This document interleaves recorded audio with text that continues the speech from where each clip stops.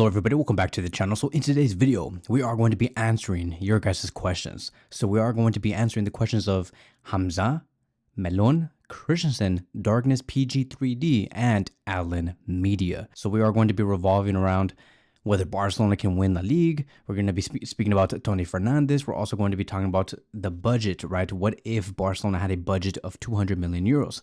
And then there was this last question that says, is Ansu Fati still in your plans to make this team even better?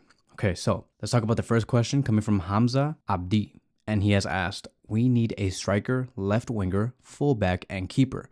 Who should be targeted for these positions? Okay, so as for the winter transfer window, it's already closed. Barcelona made no signings. Everything points towards the summer of 2025 for us to improve our squad. And I hope that Javier Tebas does not come to us and says, you guys don't have any reasons to be buying players because you guys have to do this and do that, and all the income that you guys have generated in the past year that can only be spent towards re-innovating the Camp Nou and whatever. Like, I don't know what Javier Tebas is going to pull out of his ass in the summer of 2025.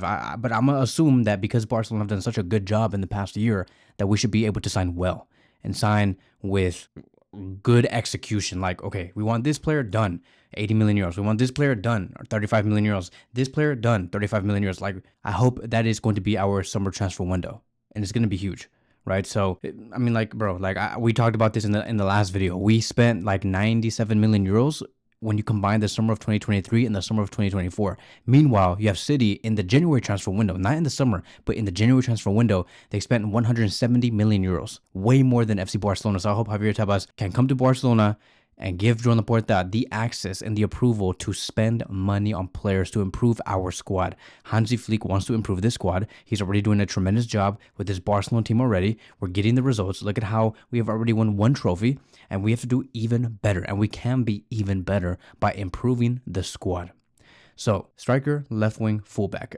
As for the keeper, I'm not even going to be talking about that because, to be honest, I'm fully satisfied with Marc-Andre ter Stegen. I am fully satisfied with Peña. Szczesny's not going to be with us in about 4 to 5 months.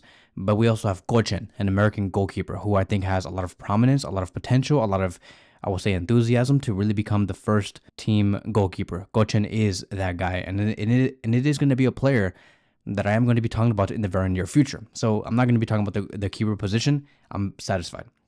As for the striker, left wing, and fullback position, for the striker position, for sure, right? You're right, Hamza. Lewandowski, is slowing down. He's still very good. He still scores goals. I mean, like, Lewandowski is a top scorer in La Liga, but like I said, Barcelona can be much better. We talk about how great Barcelona is today. No question can Barcelona reach another level, and that is only through improving our quality of players, and Lewandowski can be upgraded. If we look at Lewandowski right now, he has a contract until the summer of 2026. There's a possibility that he is going to be extending for maybe another season. And why not keep him, right? Like, he is good, but not just good enough to...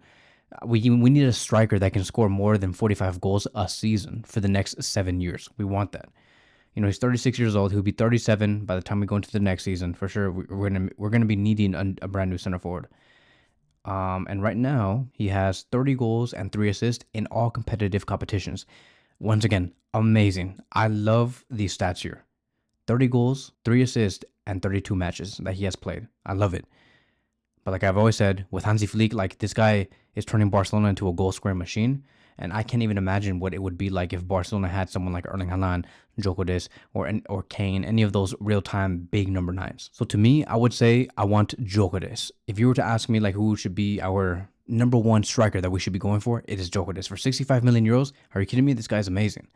As for the left wing position, I would tell you either Nico Williams or Leao. And the reason why I'm still talking about Nico Williams is because I have no idea if Barcelona will go for Nico Williams or not. And I feel like there's always that possibility in case things don't work out well with Leao. Leao is going to be an option because Jorge Mendes is the agent of Rafael Leao. So he will be an option. So it's either going to be Nico Williams or Leao. In my opinion, I do think that Leao would be the most ideal one because he is a physical monster, will be at or around the same height of Lamine Yamal, because all of you guys told me that he's 5'11", and so I'm like, okay, he's 5'11", he's like 1 inch or 2 inches away from going into 6 feet, and he is going to be 6 feet by the time he's 18 for sure. Now it's just a question of how much taller would he get from there. He'll be 2 inches lower than Liao, and that's crazy, but that's besides the point. Liao on the left wing with Lamine Yamal on the right, and in the striker position, Gyökeres, right? Fullback position depends which side you're talking about, because I am fully satisfied with Jules Koundé. There is no right back that you can tell me right now that is better than Jules Koundé. None. Don't care. Left wing position, the left back position, I'm fully satisfied with Alejandro Balde as well. I'm also really happy with Gerard Martin. I don't know if you guys have noticed, but Gerard Martin in the past few games has been amazing, and they just signed his extension. So would I sign a fullback? I would say, who's in the market right now? If I can't think of anybody on top of my head, it's because there is no one that is standing out right now. So no, I'm not. I'm good. No fullback. I'm actually okay with Gerard Martin and Alejandro Balde as long as they continue to be at this level for now. Moving on towards the next question coming from Melon. He asked, do you think we are competitors for La Liga now? Because even with the win yesterday, which was against Alaves, the performance doesn't look like it's consistent enough to win the league. Okay, very true. Barcelona did not have their best game against Alaves. That first half was atrocious. It was disgusting. Clearly, if Barcelona performed like that for the next 7 to 8 matches, like in the first half, you better bet that eventually is going to catch on and we will lose points. Like that performance will make Barcelona not win a single trophy besides the Spanish Super Cup. You better bet that, because for sure Real Madrid will catch up and they will extend the lead if they want to. If Barcelona let their guard down, Atletico Madrid as well, Athletic Club will catch up to Barcelona as well. It is just that easy. Barcelona cannot put their arms down. I hated the first half, and I hope that never happens again. It's weird how these things do happen, because Hansi Flick is a coach that I trust and somebody that I know acts like a general during training sessions. Like, he's like, we need to do this and do that. Like, I don't know if you guys ever saw that clip of Hansi Flick's yelling at the German players after like this atrocious performance that Germany had. I forgot which game it was, but it was on Amazon Prime. And I assume that Hansi Flick is doing that to Barcelona right now. So, like, I don't understand, like, why they play so slow, so sluggish in the first half. Like, you have to, like, these players sometimes have to see a 0-0 scoreline in the second half and then be like, oh, my God, we have to play better. Like, no, you have to know that from the very beginning, bro. And score 2 to 3 goals in the first 25 minutes, please. It should always be like that. Don't play slow and sluggish and this and that. No. So, if they continue to make this a habit, they will lose points. But at the end of the day, I have faith in Hansi and I have faith in these players, and I believe that Barcelona will continue to be strong competitors. We're only 4 points below Real Madrid, and we can for sure catch up and go into first place in, I would say, 3 weeks. I would give it 3 weeks, and Barcelona have the chance to be in first place because of the amount of games Madrid have to go through and how many difficult games there are for them. There are so many away games they have to go through. So for sure, I can see Barcelona going into first place in 3 weeks with a 65% chance. Do you believe Barcelona should start giving Toni Fernandez more minutes in moments where we are beating teams by 4 to 7 goals? Because it allows the team to rotate. I believe he should be given a few minutes in La Liga to see what's he capable of. Thank you, Christian, for that question. And yeah, I mean, like, I highly rate Toni Fernandez. You guys already know that. This is not the first time I had to like answer a question in regards to Toni Fernandez.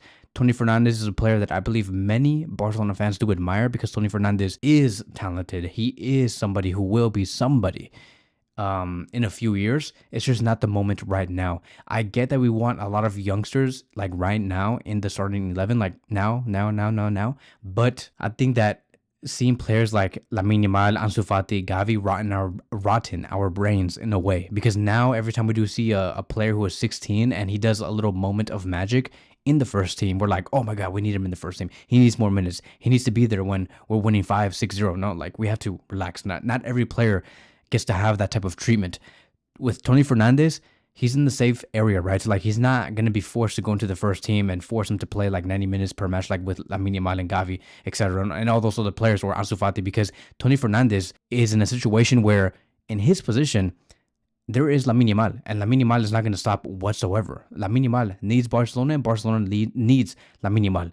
So Toni Fernandez can slowly adapt his game into the first team within the next 2 years, and everything's going to be okay. There's nothing wrong with Toni Fernandez going into the first team officially at the age of 18 years old. Like, this guy is young, dude. Like, and plus, Barca Athletic need as many good talents, right? Let me look at Toni Fernandez. Toni Fernandez has a contract with Barcelona until the summer of 2027.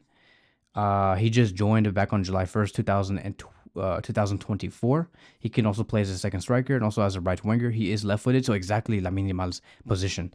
And right now he has 2 goals and 1 assist in 9 matches. So all those 2 goals and the assist came from the league. He has done nothing in the Copa del Rey, nothing in the first division, nothing in the Champions League, nor in the Supercopa. The reason why it's there is because he was actually included in the squad list for some games in the first team. But I would just say that maybe he might get some. Like, bro, Toni Fernandez is, how old is he? 16 years old. Lamine Yamal, he only played like 2 matches when he was 16 years old in the first team. And we know how talented he is today. So patience. Maybe Toni Fernandez in the last 3 matches, when the league is over because we have a winner, can finally get his minutes and he can show his brilliance and be like, oh my God, okay, Toni Fernandez is that guy. And then he goes into the next season at the age of 17 years old. And then it's the exact same story to Lamine Yamal. He's 16. Like, bro, relax. He was born in 2008. I was freaking 11, which is crazy. I was 11 years old. So like, there's time. He'll be all right. Moving on towards the next question, coming from Darkness PG3D, and he has asked, if you had a budget of 200 million euros, who would you sign for Barcelona in the summer transfer window? Okay, so first of all, I have no idea if Barcelona is going to have a budget of 200 million euros. With Javier Tebas, I don't even think that's even possible, nor do I believe he wants to give Barcelona a 200 million euro budget. I mean, like 9 months ago, he said, thank God that Barcelona did not sign more players because they would be winning games by like more than 10 goals. He literally said that. He also said like 4 months before that he is a Madrid fan. He literally said it. Go search it up on Google and put Javier Tebas claims that he is a Madrid fan, and it's gonna show you right there on the quotes that he is a Madrid fan. So, bro, I have a lot of beef with that dude, bro. Like, if I ever see him, I'm gonna mock him so hard. I won't do anything physical. Like, I'm not that dude to do something like that to somebody, but I'll mock him hella hard. Probably call out his name and be like, stick the middle finger or something. But yeah, if we had a budget of 200 million euros, who would I sign? Well, there is the cash efficiency option and the option of just going all out on like 1 to 2 players. Because like, if we take the cash in efficiency option, I will get Nico Williams for 65, Jokeris for 65, which is like 100 and what? See, my math is gonna be so bad right here. It's gonna be like 120 million or something like that. Yeah, 120 million, which leaves us with 80 million euros more. I would use that 80 million euros to, man, dude, I would probably just use it on Bastoni. I want Bastoni so bad because Bastoni is the exact same type of center back that I would be so happy with. And the same thing with Hansi Flick. Hansi Flick wants tall, athletic center backs, and Bastoni is just freaking amazing, dude. Like, that guy, I know he's so committed to Inter Milan because that is just his club and the Italian fans love him. He's also Italian, so like, of course they love him. He's a 25-year-old center back. His transfer value, according to the transfer market, is 75 million euros. Yeah, I would use the 80 million for Bastoni, and I would let go of maybe Christensen, who is destined to leave apparently due to all the reports. He's also a left-footed center back, so that makes things very interesting. Can you imagine Bastoni and Araujo at the back with Jules Koundé on the right back position? You're never gonna get past through that defense ever in your life. You might say, oh, Kevin, Kubarsi, you forgot about Kubarsi. Of course, I remember Kubarsi, but like, Kubarsi can't play every game, and eventually he is gonna get that moment where he's gonna be out for 3 months. It happens to everybody. It happened to Araujo. It happened to Jules Koundé. It happened to Van Dijk. It happened to every center back that has ever lived in the history of football. It happened to Maldini, Piqué. It's gonna happen, but we need strong backups. And rotating and having healthy competition between Bastoni and Kubarsi, Araujo and Inigo Martinez, or whatever you want to call it, or Kubarsi and Araujo, that competition on the right center back position, amazing, love it. So, but like, just imagine, right? Bastoni on the left center back position with Araujo and Jules Koundé, you're not getting past that defense at all whatsoever. And Hansi Flick will do phenomenal there. And plus, like Inter Milan is a team that sometimes do use the high defensive line. So Bastoni is very used to playing extremely high in the defensive line and also catching people on offsides. So, dude, like, sign that dude now. He has a contract until 2028, so he's not gonna be any lower than 75 million euros, and his market value only continues to skyrocket. It really started skyrocketing back on November 11th, 2022, for a reason, because Inter Milan overall have been amazing. And so this guy has spent all his life in first team football in the Italian league. He went through the Atalanta youth teams, went to Inter Milan, got tossed back to Atalanta sometimes, back to Inter Milan, went to Parma, then back to Inter Milan. Never ever seen outside of the Italian league. So maybe in the future he might want to consider going to the Spanish league. I mean, like, who knows? No rumors, no reports. I'm not out here trying to tell you something that supposedly exists. It doesn't exist. Okay, so now moving on towards the last question, which is the most serious one. Says here, coming from Alan Media, is Ansu Fati still in your plans to make this team better? No. Thank you guys so much for watching, and I will see you guys in the next one.